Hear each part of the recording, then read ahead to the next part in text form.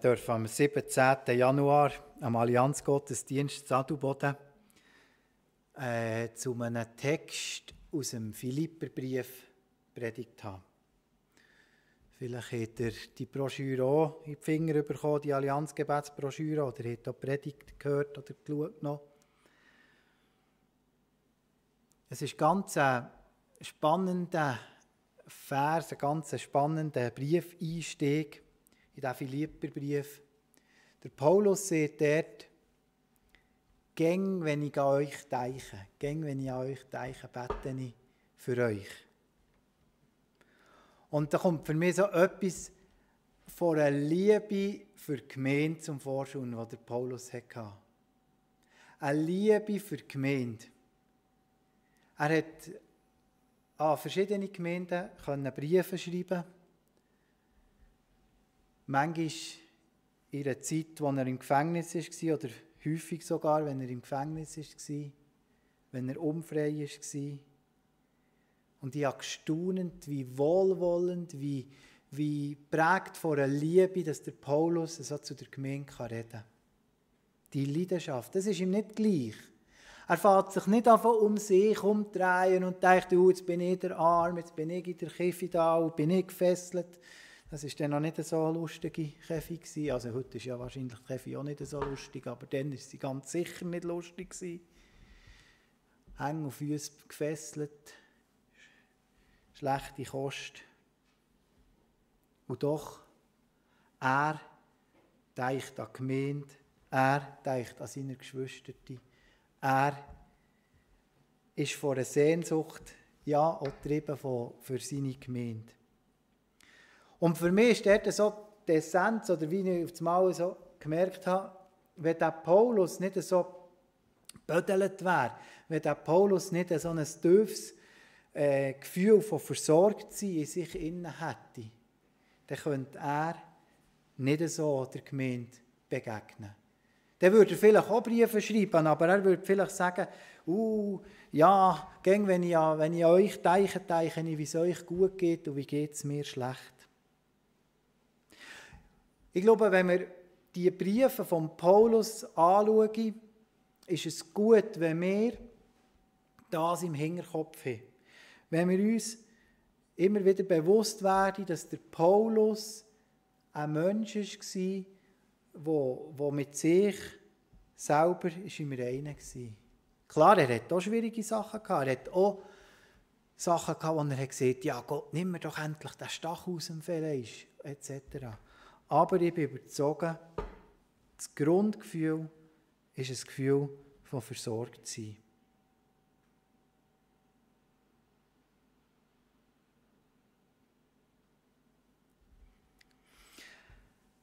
Alles, was ihm ist wichtig war, alles, was er sich mit Eifer dafür hat eingesetzt, das hat er sogar auf der Seite lassen und sich für die Gemeinde, für die Sache von Christus einsetzen.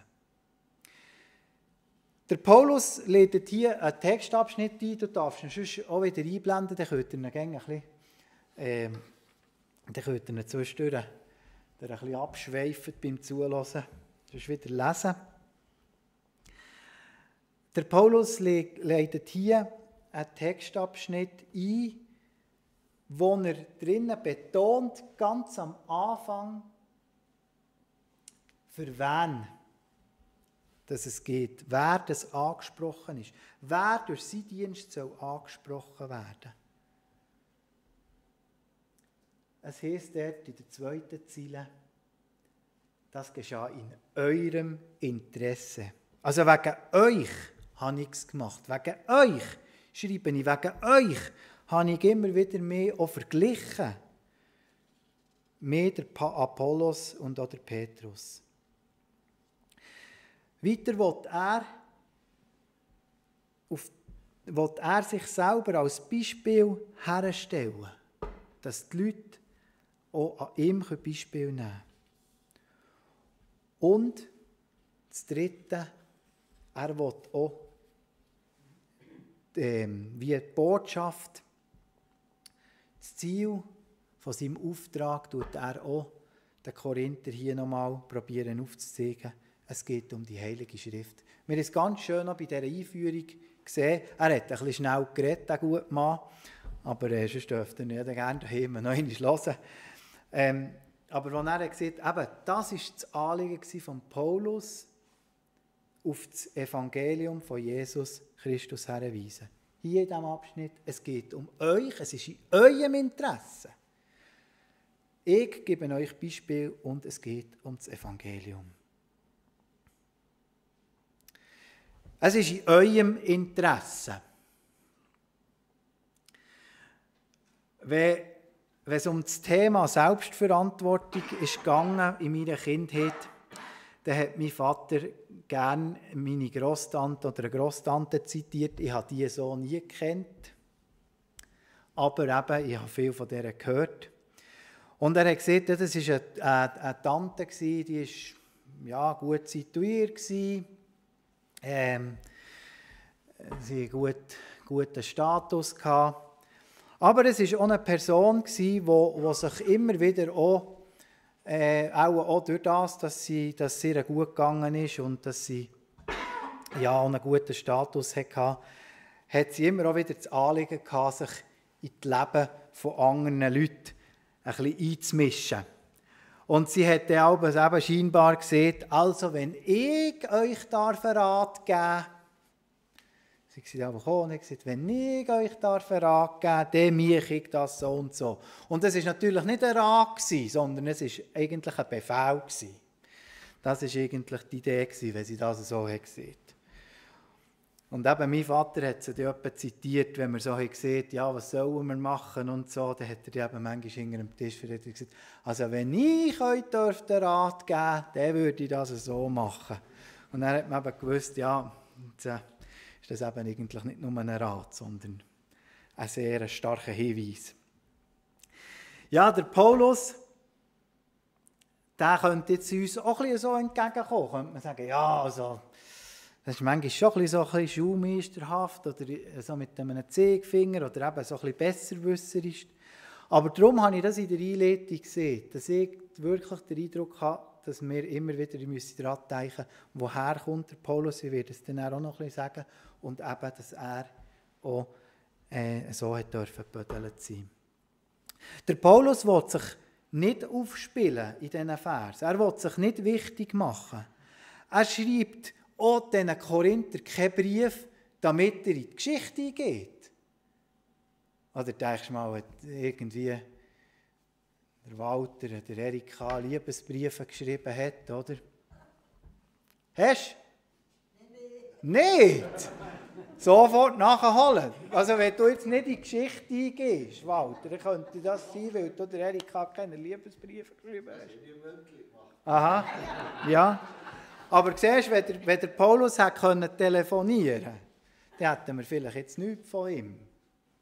Also der Paulus hat die Briefe überhaupt nicht mit der Absicht geschrieben, ja, die in 2000 Jahren werde ich die auch noch gelesen, wow, ich bin so wichtig und wow, ich bin so gut. Nein, er hat es eben wirklich geschrieben, für sich einzusetzen, für die Korinther, für sie ja, wieder zurechtweisen. Und auch, es heisst, im 2. Korinther wird von einem Tränenbrief geschrieben, also scheinbar hat es noch einen 3. Brief gegeben, wo er wirklich auch mit viel Leidenschaft und mit viel Tränen geschrieben hat. Aber man streitet sich darüber, ob das der 1. Korinther war oder ob es eben noch einen weiteren Brief gibt. Er hat diesen Brief nicht geschrieben, dass er in die Geschichte eingeht. Er wollte, dass die Leser näher zu Jesus hergezogen werden. Er hat sogar wie noch etwas oben drauf gesetzt auf das Wort, das Jesus sagt, in Markus 9,35 sagt Jesus, wenn jemand der Erste sein unter euch, dann soll er der Diener von allen werden.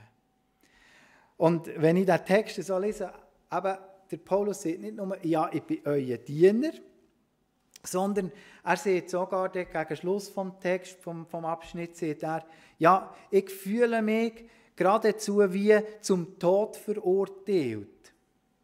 Also er besinnt sich an die Heereszüge, wenn der Kaiser von Rom triumphierend eingezogen ist, wieder in Rom, dann sind da seine Soldaten gekommen, schön geschmückt, und nachher sind die Beutegegenstände gekommen, und nachher zuhinterst sind dann noch die Sklaven gekommen, und die hatten eigentlich eine Bestimmung gehabt, eben entweder als Sklaven oder dass sie in der Arena müssen sterben.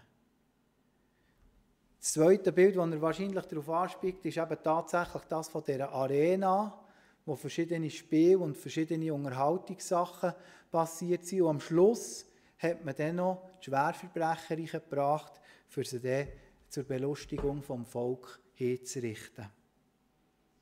Es ist auch ein Bild, das uns ja bei der Kreuzigung von Jesus entgegenkommt.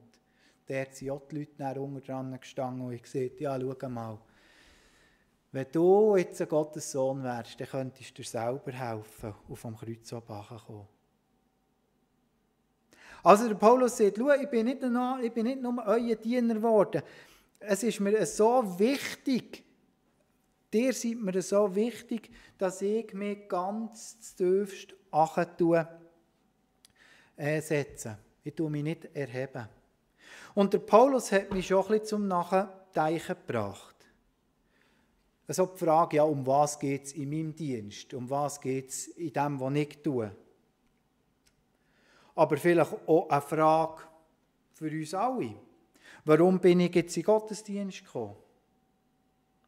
Welche Haltung nehme ich ein, wenn mir ein Diener von Gott begegnet? Wenn ein Diener Gottes mir etwas sieht? Und da ist mir der Andreas Josi von letztem Wochenende in den Sinn gekommen. Er hat da erzählt von dem Typ, der an der Topfkollekte in Zürich zu diesen schön gekleideten alten Heilsarmee-Offizieren gegangen und hat gesagt, hey, habt ihr auch schon so viel erlebt mit Jesus? Und die haben ein bisschen komisch darauf reagiert. Ja, was muss der, wo Gott mir sendet, was muss der für Eigenschaften haben?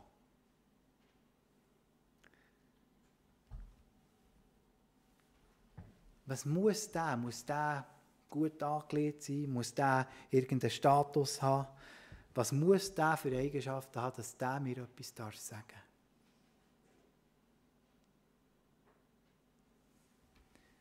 Der Paulus sagt, hört, es ist in eurem Interesse, dass ihr mir jetzt zuhört, wenn ich euch etwas sagen will.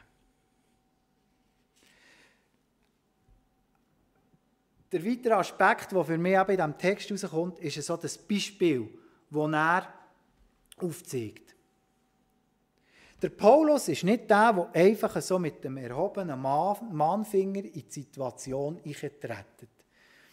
Und da ist mir so ein Bild in den Sinn gekommen, wo man manchmal mit den Bauern, wenn man mit den Bauern hier im Adelboden ein bisschen diskutiert, dann sagen sie manchmal, ja, da die Beamten, die uns sagen können, wie wir bauen müssen. Und eigentlich will man ja damit sagen, dass die vielleicht nicht grösser wie melken oder irgendwie so, also dass die eigentlich keine Ahnung haben von der Materie, aber dann eben jemandem erklären, wie sie es machen müssen. Also das ist nur ein Bild, das können wir irgendwie auf all unsere Berufsgattungen anwenden. Oder? Also wenn ihr irgendjemanden habt, der von außen reinkommt und euch sagen will, wie dass ihr euren Job machen müsst. Und das ist ja überhaupt nicht so, dass das immer schlecht ist oder dass die überhaupt keine Ahnung haben. Aber es ist so wie ein Bild, wo mir ist gekommen, eben der Paulus kommt nicht einfach nur so von außen als der keine Ahnung hat, kann sagen, hey, hallo Leute, ihr müsst euch da ändern oder ihr solltet eben anders oder ihr solltet nicht so. Sondern der Paulus tut das heikle Thema ansprechen und stellt sich jetzt selber als Beispiel her. Also das wäre wie wenn der Beamte eben jetzt, Entschuldigung, wenn jemand Beamten ist, würde sagen, ja, die Kühe musst du so melken, aber er kommt selber helfen, Mistbären rausstossen. Das ist mir so wie gross geworden von Paulus. Also er tut nicht nur die heiklen Themen ansprechen, sondern er sagt, schau, ich habe das so durchgemacht, oder schaut auf mich. Oder man könnte ja das Bild nehmen von dem Präsidenten, oder, der mit grossen Vorschusslorbeeren die Regierung vom Land übernimmt und sagt, schaut, jetzt wird alles besser und das ist alles schlecht gelaufen, wo vielleicht im Wahlkampf Missstände hat angeprangert. Und nachher wird er eingesetzt und nachher kommt die grosse Ernüchterung. Ich habe mich gefragt, ja, wer ist denn der Paulus? Wer ist denn der Paulus, dass er so Missstände anprangern kann, dass er Missstände oder Finger herheben kann, der aber auch eine Leidenschaft hat für die Gemeinde, der ein Brennen hat für Jesus. Wer ist der Paulus? Der Paulus hat im Wesentlichen so 3 Sachen, die ihn prägen. Das erste ist, dass er ein römischer Bürger ist. Ja, das ist nichts Besonderes, oder? Wir haben Schweizer Bürger unter uns heute, oder vielleicht irgendwo von einem anderen Ort. Ja, was ist das Besonderes? Das Besondere ist, dass das römische Bürgerrecht entweder durch Vererbung oder weil es ihm verleihen ist worden oder weil man es gekauft hat. Das waren die 3 Arten, wie man das römische Bürgerrecht kommen konnte. Und ich bin nicht ganz schlüssig geworden, wie der Paulus zu diesem römischen Bürgerrecht ist gekommen. Sicher ist es aber, dass er als Mensch, als Mann mit jüdischer Abstammung nicht unbedingt zu dieser Gruppe gehört hätte, die ein römisches Bürgerrecht hätte dürfen können, sollen bekommen. Der Paulus war ein römischer Bürger. Das Zweite ist, er war gebildet in der griechischen Kultur. Das sehen wir zum Beispiel, wenn wir seine Briefe lesen. Also seine Briefe haben eine gewisse Form, so wie man eben in der griechischen Kultur dann zumal Briefe geschrieben. Aber einen zweiten Hinweis haben wir auch hier in diesem Text. Es heisst nämlich, hier, weiter unten, dass er mit seinen eigenen Händen für seinen Unterhalt arbeitet. Vers 12, wir leisten harte körperliche Arbeit. Wieso erwähnt er das hier so explizit? Korinther, das war ein Volk, das vom griechischen Denken durch und durch durchdrungen war. Und das ist, manchmal sind wir uns das gar nicht so bewusst. Auch wir sind sehr von diesem griechischen Denken geprägt. Also die Korinther, bei denen hat vor allem etwas gegolten, wer über das Denken, wer Philosophen etc., das waren wichtige Leute. Aber Leute, die körperlich gearbeitet haben, die waren eher auf einem tieferen Niveau. Und weil er das weiss und weil er eben selber auch von dem geprägt war, tut er es eben auch erwähnen. Und das Dritte, was der Paulus mitgenommen hat, was ihn geprägt hat, ist, er war Schriftgelehrter und er war Pharisäer. Er hat die Schriften vom Alten Testament in- und auswendig kennt. Er hat im Gamaliel am ersten einen der besten theologischen Ausbildner gehabt, was es zu dieser damaligen Zeit gegeben. Und was macht jetzt der Paulus? Er sagt nicht, ja, ist in eurem Interesse und jetzt schaut auf mich und jetzt schaut mal, was ich alles kann. Also ich bin römischer Bürger, ich bin gebildet in der griechischen Kultur und ich kenne noch die ganze Bibel auswendig. Nein, Gegenteil. Er tut sich überhaupt nicht auf seinen Status berufen, sondern er tut seine Schwächen aufzählen. Er nimmt sich wie aus der menschlichen Beurteilung raus, indem er sich eben von den Menschen unabhängig macht. Schau, ich habe nichts zu bieten. Ich habe nichts zu bieten, was in der Welt etwas würde zählen. Und darum muss sich auch niemand über mich muss auch niemand über mich urteilen. Aber er tut sich nicht künstlich klein machen. Manchmal habe ich auch so das Gefühl, ja, dass wir, weisst, ja, zu viel Ausbildung und so, das ist dann auch nicht gut. Oder vielleicht geht es ganz, ja, man muss top, oder? Man muss wirklich schauen, dass man gut ausgebildet ist. Das gibt so ein bisschen beide Richtungen manchmal. Ich glaube, der Paulus tut weder auf seine Ausbildung, auf seinen Hintergrund pochen, das rausstreichen, noch tut er es abwerten. Er tut es eben brauchen. Der Paulus ist sich bewusst, dass er als Nachfolger vom gekreuzigten Christus immer zu der Narrengruppe gehört.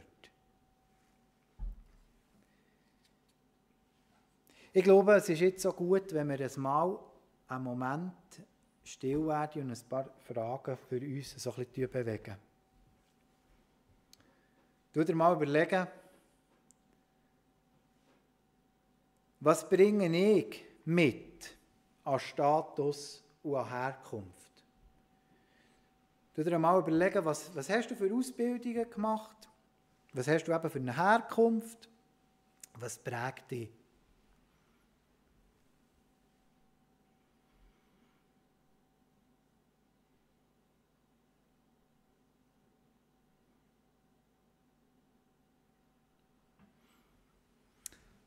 Du dir einmal überlegen, was hast du für einen Bezug zur Bildung? Ist Bildung für dich vielleicht etwas Wichtiges, wo du sagst, ja mal, wenn ich mich weiterbilden kann, dann kann ich mir meinen Status festigen? Oder sagst du vielleicht, ja, nein, nur ja nicht zu viel bilden? Du dir einmal kurz überlegen.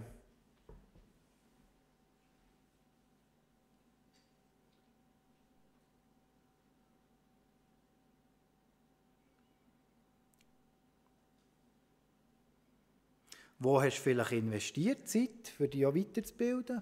Aus welcher Motivation heraus hast du es gemacht?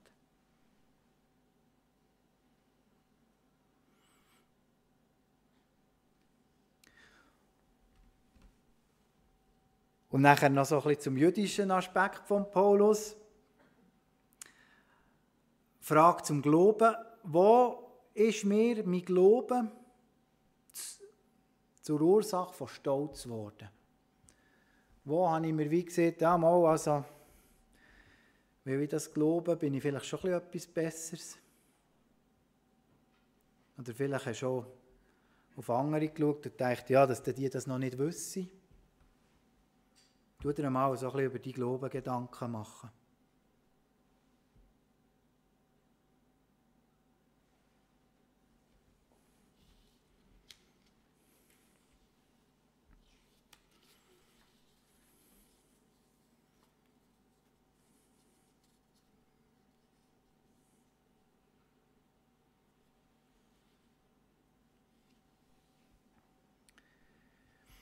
Ich glaube, mit diesen Fragen im Herz, oder ja, mit den Antworten, die wir uns auch gegeben haben, im Herz, können wir jetzt zum Evangelium gehen. Zu dem, was hier der Paulus so umschreibt, ich will euch aufzeigen, die Grenzen der Schrift. Ich will euch aufzeigen, warum ihr nicht über die Grenzen der Schrift rausgehen. Man kann sich wirklich fragen, wieso tut sich der Paulus mit dem Hintergrund, mit dem Rucksäckchen, den er hat, wieso tut sich der Paulus das an? Warum kommt er jetzt auch hier rein, auch für die Korinther? Ja, macht sich da zum Löw für die. Er tut sich erniedrigen. Er sagt, ja, schaut, ihr seid sowieso, ihr habt alles im Griff, ihr wisst ja alles, ihr könnt alles. Warum kommt er daher? Eben, weil er wirklich eine Liebe zu diesen Leuten hat und weil er auch die Liebe zum Evangelium vermitteln will. Das Evangelium ist nämlich nicht eine Geheimlehre. Das Evangelium ist nicht eine Geheimlehre, wie es vielleicht in gewissen mystischen Kulten gibt. Oder, ja, das gibt es heute auch noch. Aber es hat es zu dieser Zeit noch viel mehr gegeben. das hat man nur so im Versteckten, im Geheimen dürfen weitergeben. Nicht, weil man verfolgt wäre worden, deswegen. Nein, weil es eben geheim war, mystisch. Es hat niemand dahinter sehen. Das Evangelium ist nicht eine Geheimlehre. Und sie soll uns auch nicht irgendwie so machen, dass wir nur noch einen halben Meter über dem Boden schweben. Dass wir irgendwie in höheren Sphären uns bewegen. Das macht der Paulus hier den griechisch denkenden Leser bewusst. Ich habe mir überlegt, was hat der Paulus unter diesen Völkern in Kleinasien, was hat er gemacht? Wenn wir in der Apostelgeschichte lesen, dann stellen wir fest, dass er immer als erstes ist er zu den Juden gegangen. Er ist in die Synagoge gegangen, er hat seine Glaubensbrüder gesucht. Und dann, wenn dort wie ein Türchen zugegangen ist, wenn die nichts wissen wollten, dann ist er dann in die Stadt raus. Also der Paulus ist eben nebst dem, dass er Römer, nebst dem, dass er griechisch geprägt war, ist er auch Jude, ein streng gläubiger Jude. Und mir ist auf einmal so in den Sinn gekommen, was hat der jeden Tag gebetet?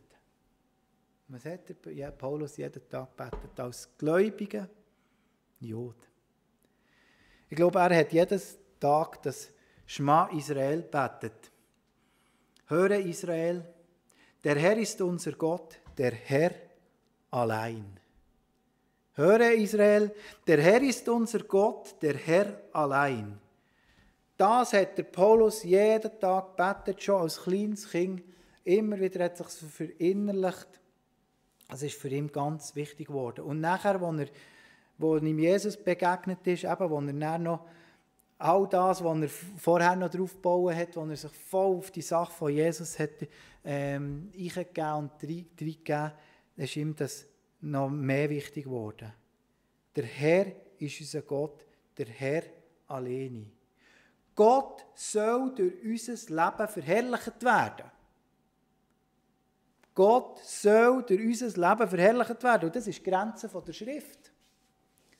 Ihr sollt nicht über die Schrift raus, indem ihr sagt, wir sind halt schon besser und wir haben halt schon das. Gott soll in unserem Leben verherrlicht werden. Und ich tue dem noch so ein bisschen einen Nachsatz anhängen, vielleicht etwas Provokatives. Gott soll in unserem Leben verherrlicht werden. Und alles, was über das rausgeht, ist Götzendienst. Das ist Götzendienst. Sieht der Paulus so mehrmals da in diesem Korintherbrief. Er sieht später im 10. Kapitel, da greift er das nochmal auf und sagt, schau, ob du isst oder trinkst, was du auch tust, alles tut zur Ehre Gottes. Alles tut zur Ehre Gottes. Das ist die Grenze vom Evangelium. Wir sind die Angesprochenen, wenn Gott durch Menschen oder durch sein Wort in unser Leben reden will.